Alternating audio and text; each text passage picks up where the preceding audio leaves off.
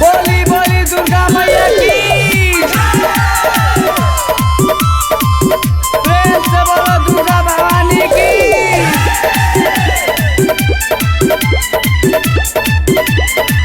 कहे मोह चलता इतना तबाही देवी माई हो देवी माई हो अपना भगतन के लीना बचाई देवी माई हो देवी माई हो।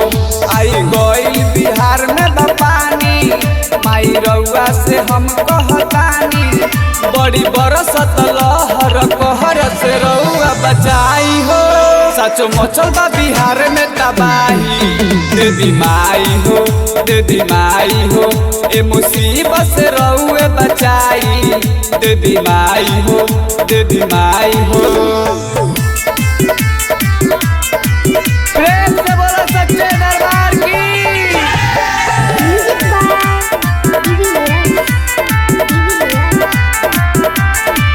सुनिया रजी हमार बाटे मरजी तोहार आइल बहुत ज्यादा बा पानी हो जदी होई नुकसान कहीं दे दिना जान माई रउआ से हम कहतानी हो माई रउआ से हम कहतानी हो। सुनिया रजी हमार बाटे मरजी तोहार आइल बहुत ज्यादा बा पानी हो जदी होई नुकसान कहीं दे दिना ध्यान माई रउआ से हम कहतानी हो।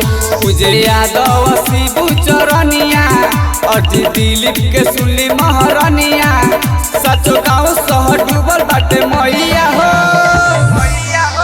काहे मचल बा बिहार में तबाही देवी माई हो देवी माई हो अपना बबुआ के लीना बचाई दुर्गा माई हो काली माई हो।